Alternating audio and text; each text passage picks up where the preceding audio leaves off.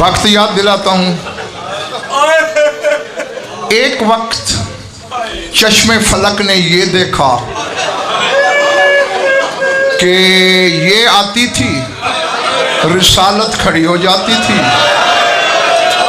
یہ بیٹھی رہتی، رسالت کھڑی رہتی، اور ایک وقت وہ بھی آیا، لوگ بیٹھے رہے۔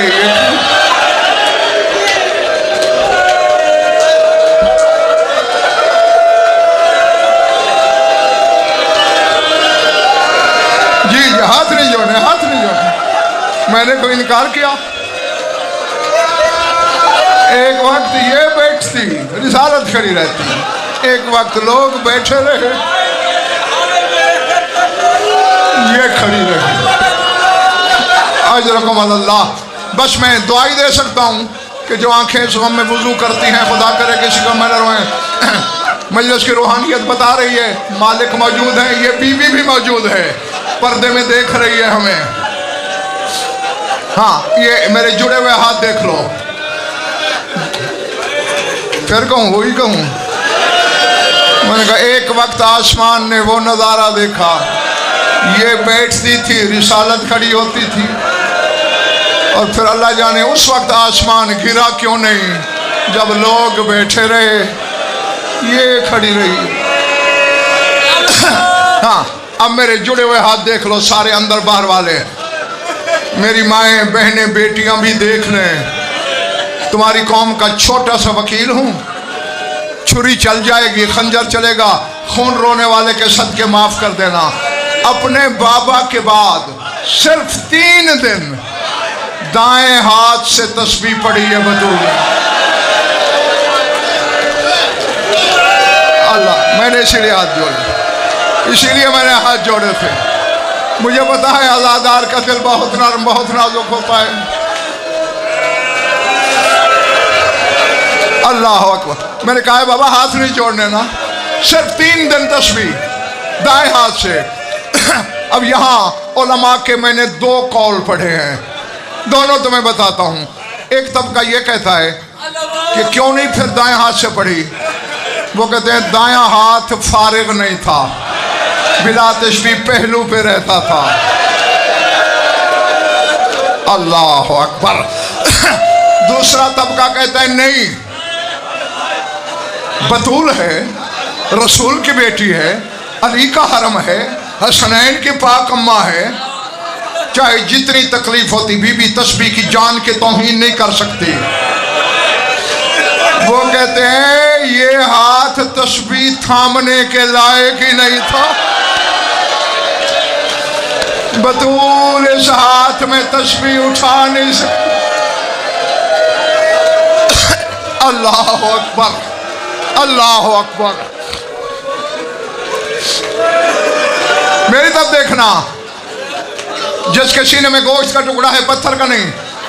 اکثر اوقات تیرا مولا علی ممبر سے خطبہ روک لیتے اور پھر اپنے ہاتھوں کو الٹ پلٹ کے دیکھتے اور پھر چیخے مار کے رونے لگ جاتے۔ قریبی لوگ پوچھتے مولا کیا ہوا؟ رو کے کہتے ان ہاتھوں کے ید اللہ ہونے کا فائدہ کیا ہے؟ کیوں مولا؟ فرمایا یہ ہاتھ بھی تھے بطول کو یہ بھی تھے بطول کا پہلو زخم۔ اللہ اکبر۔ جی ان ہاتھوں کی موجودگی میں بطول کے ساتھ یہ ہوا، بس ختم کر دیا۔ ایک فکرہ کہنے لگا ہوں، دعا مانگتا ہوں۔ کائنات کے سلطان کی بیٹی ہے، جنازے میں 7 بندے ہیں۔ اللہ اکبر۔ 7 بندے جنازے میں، 7واں عبداللہ بن مسعود ہے۔ یہ راوی ہے، کہتا رات میں اٹھائی، رات میں دفنائی، علی نے 40 قبریں بنائی، 40 قبروں کے نشان پتہ نہ چلے کہاں ہے۔ دفنانے کے بعد کہا سیدزادہ ظفر بھائی فرمائش کی ہے، یہاں ایک جملہ کہتے ہیں چھوٹا سا، چونکہ علی نے جب لحد میں اتارا نا، اکیلے اتارا، اور پھر رسول سے خطاب کر کے کہا یا رسول اللہ حاضہ ابنتک نازلہ، تیری بیٹی تیرے سپرد کرنے آیا ہوں، رد الامانت الیک، سرکار آپ نے امانت دی تھی واپس کرنے آیا ہوں۔ رسول کی قبر ہل گئی، آواز آئی یا علی امانت تو دے دی، جب میں نے دے دی ہاتھ صحیح سالم تھے، پہلو زخمی نہیں تھا۔ اللہ اللہ، جی جی جی بھائی ہاتھ کیوں جوڑتے ہو؟ میں نے کوئی انکار کیا؟ ہاتھ نہیں جوڑنے بھائی، کہا یاری جب میں نے امانت دی تھی صحیح سالم تھی۔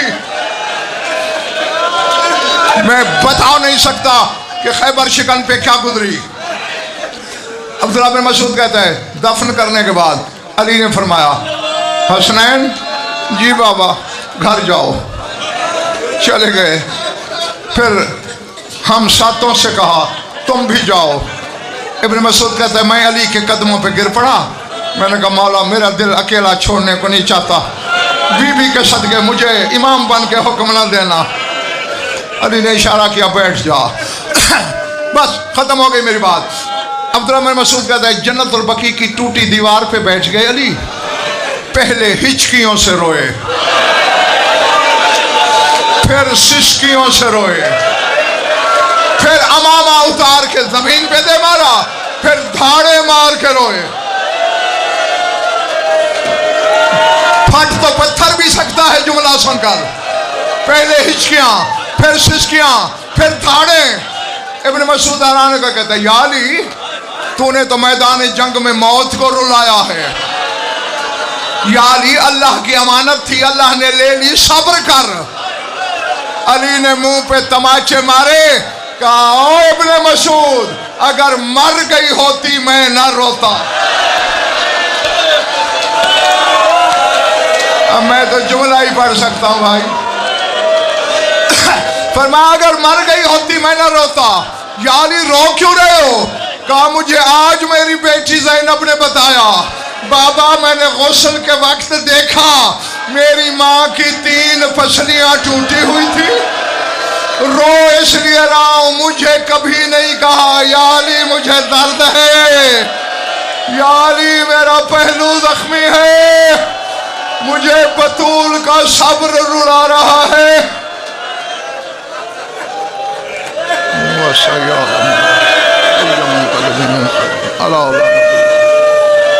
کے پاپوش علی چاٹ غضب فر ہو جائے، ورنہ رہ جائے کہ بس مجمع پرانی میرا